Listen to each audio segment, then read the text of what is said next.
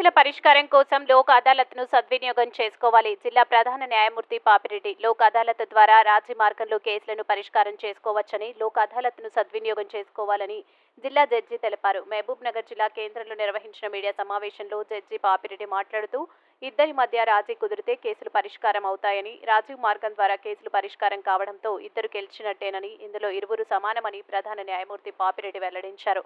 లోక్ అదాలత్లో ప్రధానంగా న్యాయవాదులు, పోలీసులు పాత్ర కీలకమని ఆయన తెలిపారు. లోక్ అదాలత్ కార్యక్రమానికి అందరూ సహకరించాలని ఆయన కోరారు.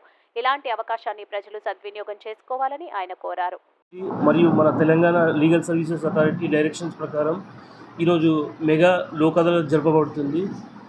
ముఖ్యంగా దీంట్లో కేసులు రాజీ పడితే కోర్టు ఫీ వాపసు రావడం జరుగుతుంది.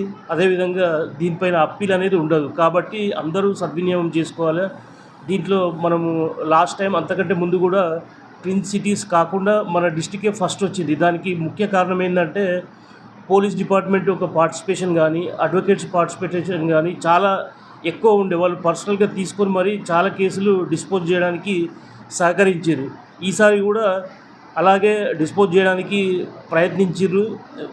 మన ఎలక్షన్ కోడ్ అది ఉండడం వల్ల కొంచెం పోలీస్ డిపార్ట్మెంట్ వాళ్ళు కొంచెం తక్కువ అవుతాయి అని చెప్పడం జరిగింది.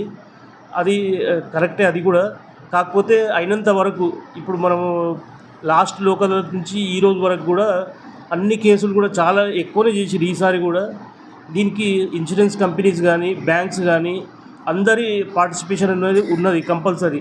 అందరిది ఉండడం వల్లనే మన డిస్టిక్ ట్విన్ సిటీస్ కాకుండా మన డిస్టికే ఫస్ట్ రావడం జరిగింది.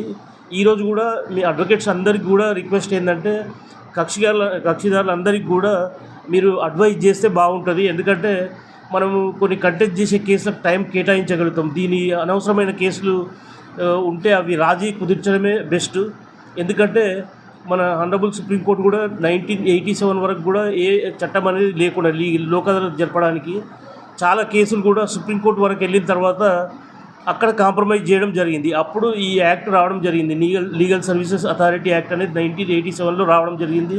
దాని తర్వాత మనం ప్రతిసారి లోక్ అదాలత్లో చాలా కేసులు కూడా డిస్పోజ్ చేయడం జరిగింది, రాజీ కుదిర్చడం జరిగింది. కాబట్టి ఇప్పుడు మన సెక్రటరీ గారు చెప్పినట్టు కేసు ఓడిపోయిన వాడు ఇద్దరు ఏడుస్తారు. కాబట్టి ఇక్కడ కాంప్రమైజ్ అయితే ఏంటంటే ఇద్దరు కూడా ఓడిపోయినట్టు కాదు, ఇద్దరు కూడా గెలిచిన విధంగానే ఉంటుంది. అప్పీల్ ఉండదు.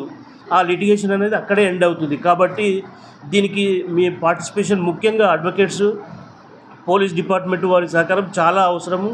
చాలా లాస్ట్ లోక్ అదాలత్లో కూడా చాలా ఎక్స్టెండ్ చేశారు వాళ్ళ సహకారం. కాబట్టి ఈరోజు కూడా అట్లనే సద్వినియోగం చేసుకోవాలని చెప్పి అందరికీ కోరుతున్నారు.